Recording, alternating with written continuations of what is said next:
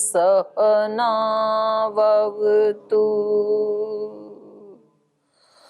सहनौ भुनक्तु सह वीर्यं करवावहै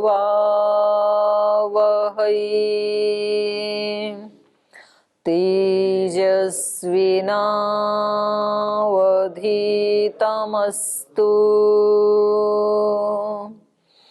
मा विद्विषावहै ॐ शान्ति शान्ति शान्तिः।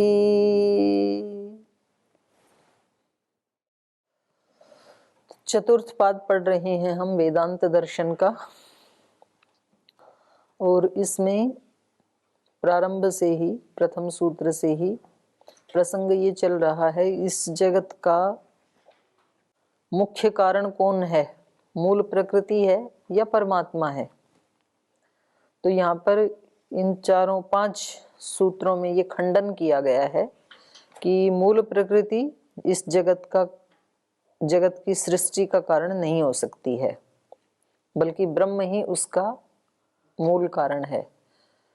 क्योंकि ये जो प्रकृति है ये तो उस ब्रह्म का शरीर जैसे है, जैसे हम आत्माओं का ये शरीर है, ऐसे ही ये सारी सृष्टि उस भगवान का, उस ब्रह्म का शरीर है।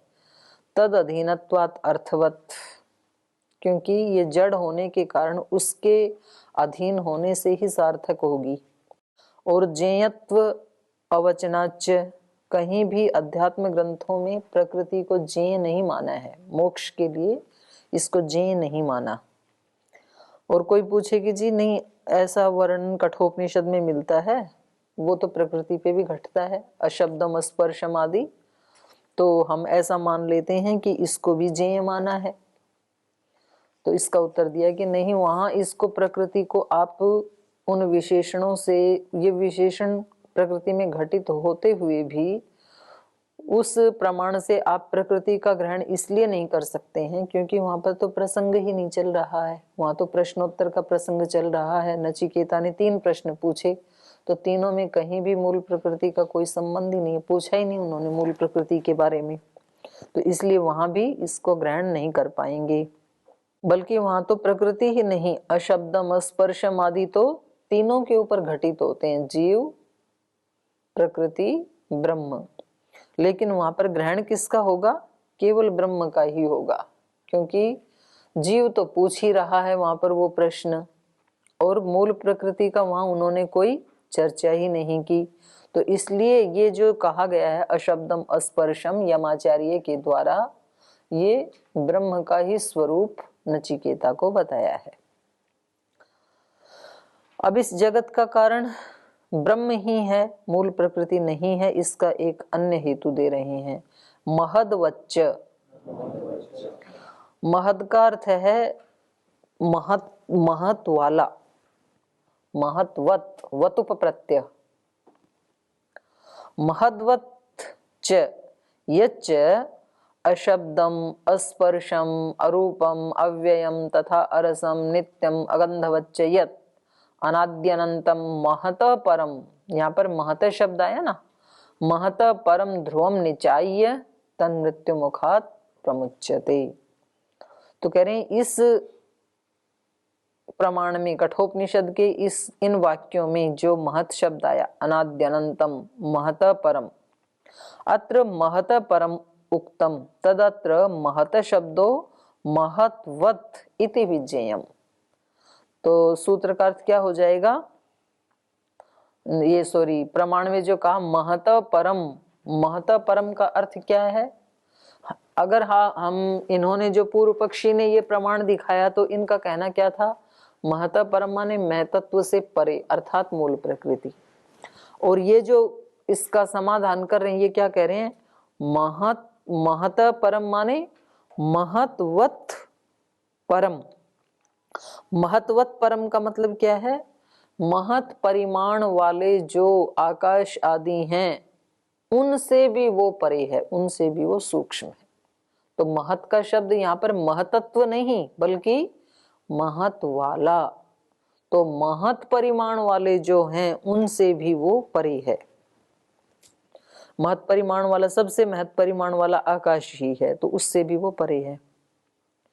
तत्र महत परम इत्यत्र महद्वतः परम महत परिमाणवत व्योमनः परिमिति ज्ञातव्यम। तो कह रहे हैं यहाँ महत्वत से महत्वतः परम से क्या लेना चाहिए? महत परिमाणवत, महान परिमाण वाले, व्योमनः जो आकाश है उससे भी परम इति ज्ञातव्यम, उससे भी वो परे है, उससे भी सूक्ष्म है।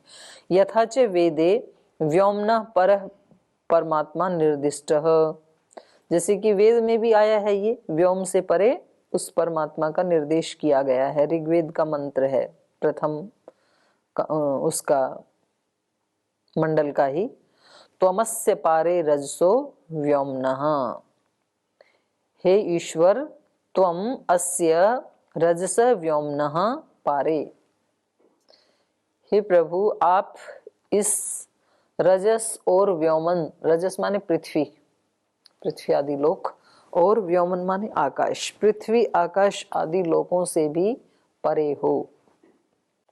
तो आकाश से भी परे लोक, इसमें वे ऋग्वेद में भी बताया है। अपरो व्याख्या मार्ग, ये तो एक व्याख्या हो गई। महत्वच्च का मतलब है महत परिमाण वाला। तो इन्होंने यहाँ पर यही तो प्रमाण दे करके कहा था कि मूल प्रकृति भी जे बताई गई है, और प्रमाण ये दिया था महत परम। तो बोले महत परम से तो स्पष्ट ही किसका ग्रहण हो रहा है? मूल प्रकृति का। तो बोले नहीं, ऐसा अर्थ नहीं है जो आपने समझ लिया, महत परम माने महतत्व से परे, ऐसा अर्थ नहीं है। बल्कि महत परम का अर्थ है आकाश आदि जो महत परिमाण वाले हैं उनसे भी परे है वो ईश्वर, सूक्ष्म है उससे भी, और उसको जान करके मृत्यु के मुख से छूट सकते हैं। और यही अर्थ सर्वथा उचित है, क्योंकि वेद भी इसी का प्रमाण दे रहा है। ये एक व्याख्या हो गई। अपरो व्याख्या मार्ग, महत्वत इत्यत्र वत प्रत्यय सादृशे विजेयम, विजेय महत्वत, ये जो हमने अर्थ किया महत्वच्च, तो यहाँ पर जो वत प्रत्यय है वो सादृश्य अर्थ में जानना चाहिए।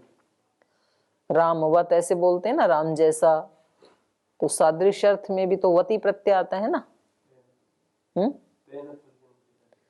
तेन तुल्यम क्रिया चेत वत, उसके समान क्रिया हो तो वहां पर वत प्रत्यय आ जाता है फिर। तो इसलिए यहाँ पर कह दिया महत्वत। महत्वत इत्यत्र वत प्रत्यय सादृश्य विजेय, चकारश्च न इति अनुकर्षणार्थ। और महत्वच्च सूत्र में जो चकार है उसमें न की अनुवृत्ति ला रहे हैं, न को खींच रहे हैं। न कहाँ आया था? पीछे 5वें सूत्र में, वदति इति चेत न प्राज्ञो ही प्रकरणात्, तो वहां से न ला रहे हैं। तो इसका अर्थ क्या हो जाएगा फिर सूत्र का? तदा सूत्रस्य अयम अर्थो जातो यत् अव्यक्तम प्रधानम न जगत जन्मादे स्वतंत्रम कारणम मोक्षार्थम वा जेयम, कि ये जो अव्यक्त है, प्रधान है, वो जगत के जन्म आदि का स्वतंत्र रूप से कारण नहीं है, या मोक्षार्थम वा न जेयम, या मोक्ष के लिए उसको स्वतंत्र रूप से मूल प्रकृति को जानने की आवश्यकता नहीं है। कथम, कैसे? महद्वत, महत्वत का अर्थ क्या हुआ? यथा ही महतत्वम जगत जन्मादे न स्वतंत्रम कारणम किंतु गौणम अस्ति तथा च न तत् जेयम इष्यते मोक्षार्थम। जैसे महत्वत माने यहाँ पर महतत्व लिया जा रहा है। जैसे महतत्व जगत के जन्म आदि में स्वतंत्र कारण नहीं है, क्योंकि महतत्व का भी कारण कौन है? उससे भी परे कौन है? मूल प्रकृति। बल्कि ये गौण कारण है। ये ठीक है कि महतत्व के बाद ही फिर अहंकार बनता है, अहंकार के बाद ही फिर ज्ञानेन्द्रियां, कर्मेंद्रियां, तन्मात्राएं, पंचभूत आदि ये सारी सृष्टि होती है, ठीक है। लेकिन वो कैसा कारण है? गौण कारण है, स्वतंत्र मुख्य कारण नहीं है। तथा च न तज्जेयम इष्यते मोक्षार्थम, और मोक्ष के लिए भी उस महतत्व को जेय नहीं कहा कहीं भी कि मोक्ष प्राप्त करने के लिए महतत्व को जानना जरूरी है, ऐसे नहीं कहा, बल्कि प्रमाण क्या है, मोक्ष के लिए ईश्वर को जानना जरूरी है। तो कह रहे हैं जैसे वो वहां पर गौण है महतत्व, ऐसे ही यहाँ पर जगत की रचना करने में अव्यक्त मूल प्रकृति गौण कारण है, परमात्मा ही मुख्य कारण है। कुतः महत परम अव्यक्तम, ये इसके बारे में कह रहे हैं, महतत्व के बारे में। महतत्व जन्म आदि में स्वतंत्र कारण क्यों नहीं है और मोक्ष के लिए जेय क्यों नहीं है? कुतः, तो कहा महत परम अव्यक्तम, क्योंकि महतत्व से परे, उससे भी सूक्ष्म तो अव्यक्त प्रकृति है। तो ये तो गौण ही हो जाएगा ना, मुख्य कारण कौन होगा? अव्यक्त प्रकृति। मूल प्रकृति से ही, ये त्रिगुण से ही ये सारा जगत बना, ऐसे तो कहा जाएगा। महतत्व से ये सारा जगत बना, ऐसे तो नहीं कहा जाएगा। तो कहा कि महत परम अव्यक्तम, ये कठोपनिषद में आया है। इति पाठात पराश्रयत्वात्, इस पाठ से क्या पता लगा कि महतत्व क्या है? पर आश्रय, दूसरे के आश्रित है। इसलिए जो दूसरे के आश्रित है वो स्वतंत्र रूप से किसी की रचना नहीं कर सकता है। जिसके आश्रित है वो जैसा कहेगा वैसी ही तो रचना करेगा ना ये आश्रित व्यक्ति।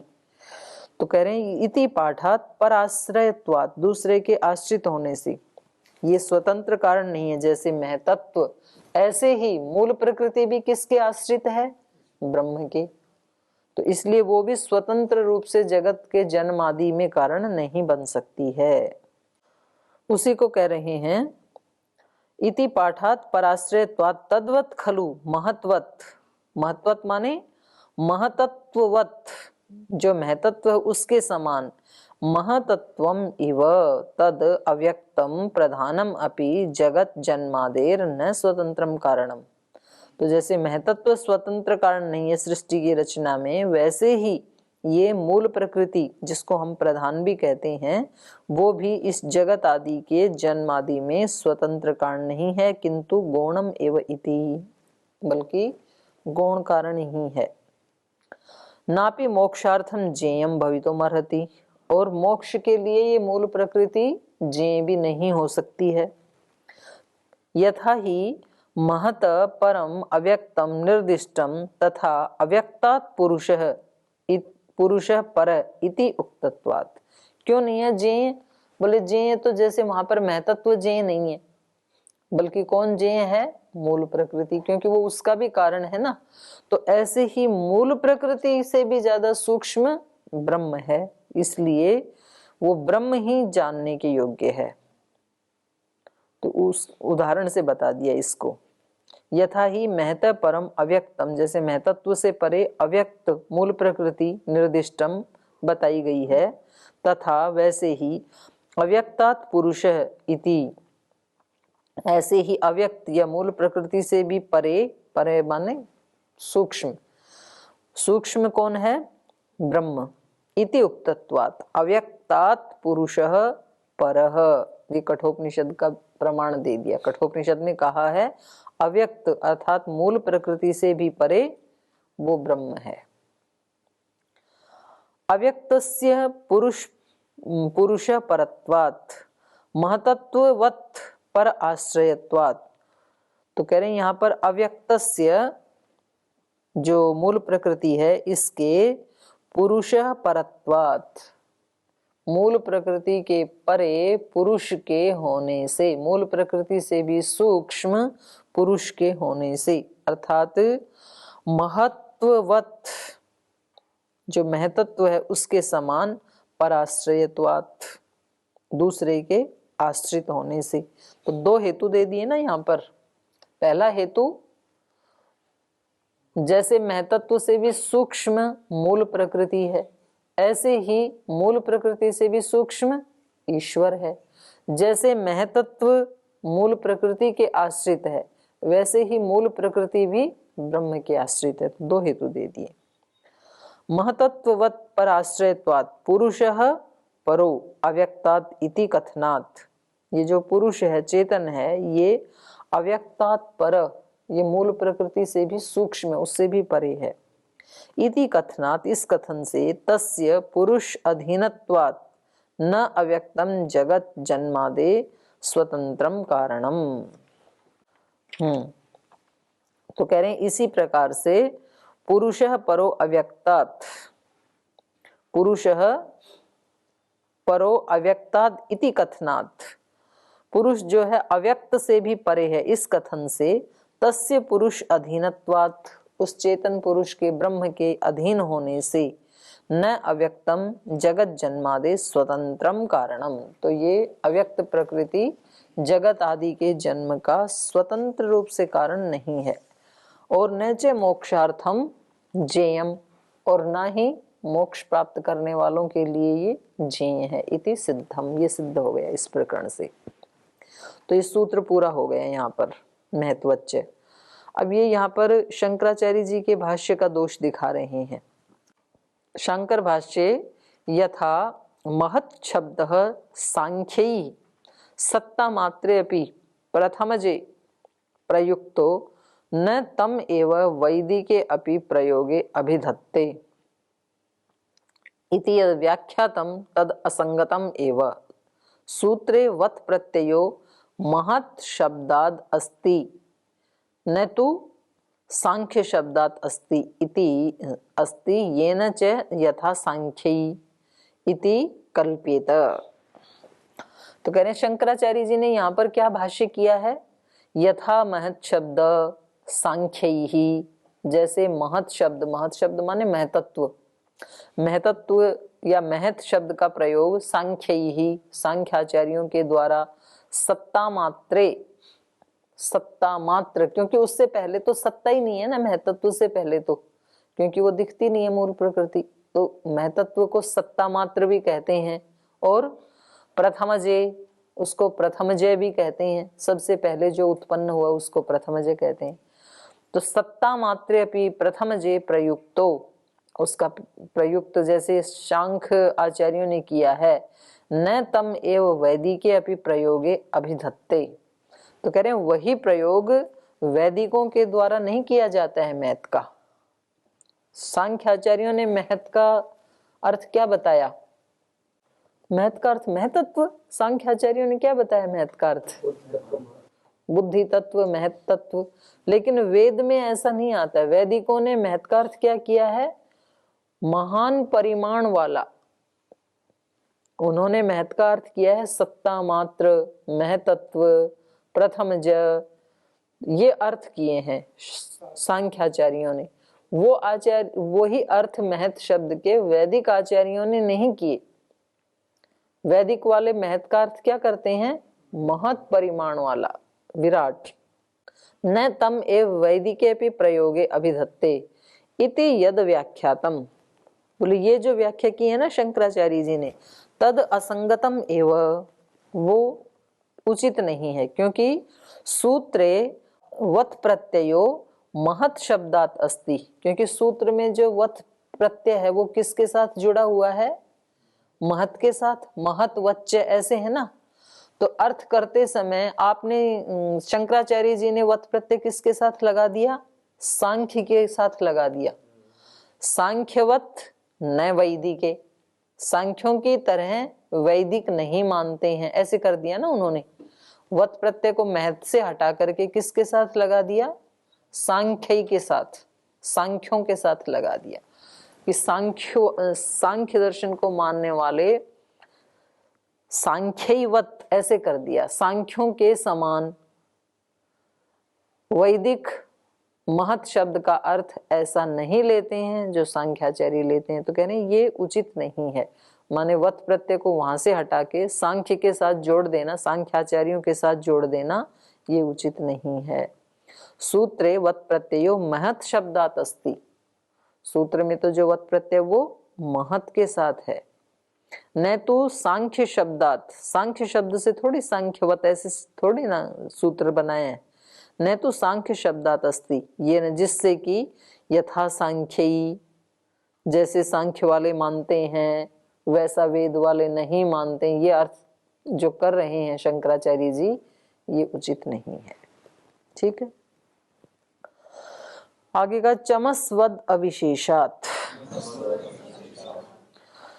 यज्ञ में यजमान के चमस की तरह, चमचे की तरह, चम्मच की तरह प्रकृति को कारण मान सकते हैं। यज्ञ में कारण कौन होता है? चम्मच कारण होती है क्या? यज्ञ करते हैं तो कारण कौन होता है? चम्मच होती, यजमान होता है, और पुरोहित आदि हैं वो होते हैं। तो बहुत सारी चीजें होती है ना। कोई कहे भाई इस चम्मच ने 101 आहुतियां डाल दी आज, ऐसे हम यदि बोलें तो ये क्या, कौन सा कथन है? गौण कथन है। ये चम्मच ने आहुति नहीं डाली, किसी चेतन ने डाली है। तो ऐसे जो कथन होते हैं वो गौण होते हैं। तो यहाँ पर भी अगर कहीं ऐसे लगे कि भाई इस प्रकृति से ये सारा जगत, त्रिगुण से सारा जगत बन गया, त्रिगुण ने सारे जगत की रचना कर दी, अगर ऐसा कहीं मिल भी जाए वर्णन, तो वो कैसा वर्णन है? चमस्वत, चम्मच की तरह से है, वो गौण कथन है, वो अविशेषात, विशेष कथन नहीं है, सामान्य कथन होने से। यत्र क्वचित अध्यात्म ग्रंथे प्रकृति जगत जन्मादे कारणम कर्तृत्वेन आभासते अजाम एकाम लोहित शुक्ल कृष्णाम बह्वी प्रजा सृजमानाम स्वरूपाः। ये श्वेताश्वतर का इन्होंने उदाहरण दिया है। कह रहे कहीं आध्यात्मिक ग्रंथों में प्रकृति को जगत के जन्म आदि का कारण कर्तृत्व रूप में, कर्ता के रूप में कहीं कहा भी जाता है, कहीं आभासित भी होता है। तो वो कहाँ क्या होता है? गौण कथन होता है। जैसे कि यहाँ पर श्वेताश्वतर में दिया इन्होंने, एकाम अजाम लोहित शुक्ल कृष्णाम बहवी प्रजा सृजमानाम स्वरूपाः। एक ऐसी अजा है जो लोहित शुक्ल और कृष्ण रंग वाली है, और बहवी प्रजा सृजमानाम, और बहुत सारी प्रजाओं का सृजन कर रही है, सृजन करती हुई। स्वरूपाः, कैसा सृजन? अपने ही रूप जैसा। तो ये कौन है सृजमाना? सृजन कौन कर रही है? प्रकृति। तो प्रकृति किस रूप में कही? यहाँ पर कर्ता के रूप में, कर्तृत्व भाव से आभासित हो रही है ना। तो भाई ये सारी रचना अपने ही जैसी त्रिगुणात्मक सारी सृष्टि का सृजन कर रही है, अपने ही रूप जैसी।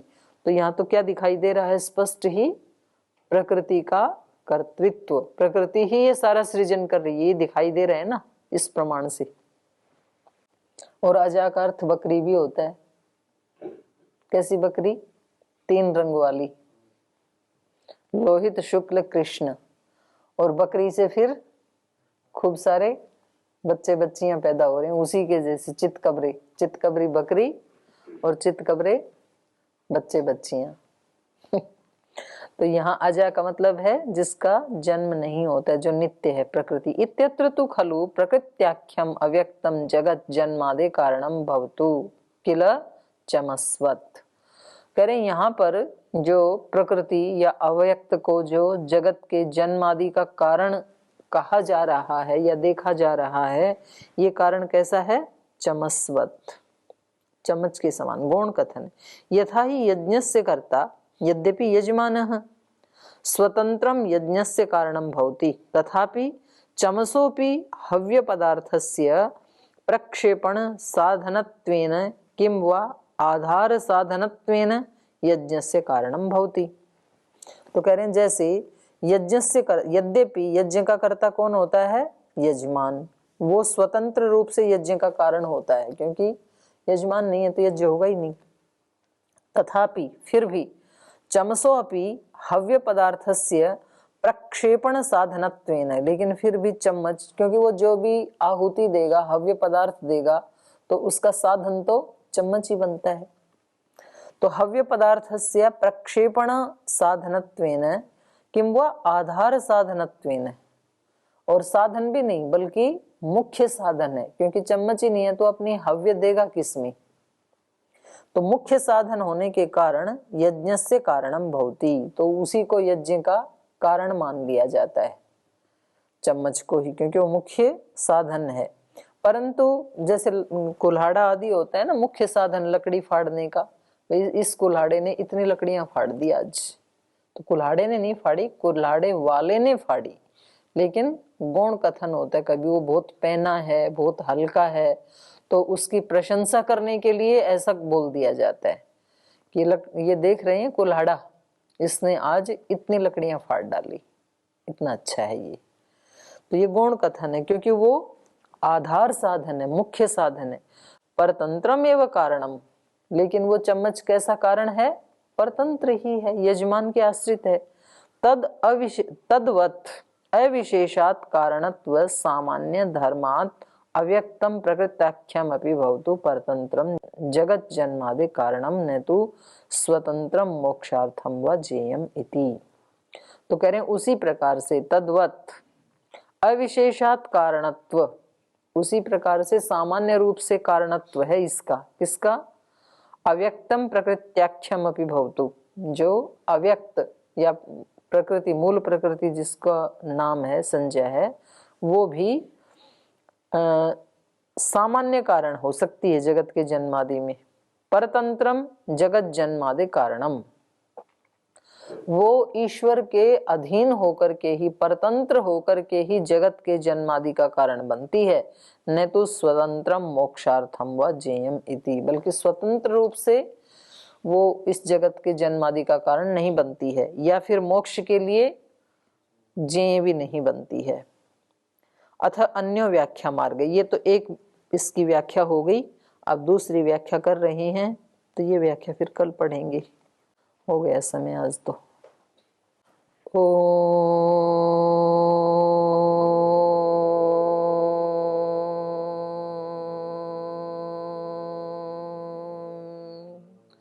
शांति शांति शांति। श्री गुरुभ्यो नमः।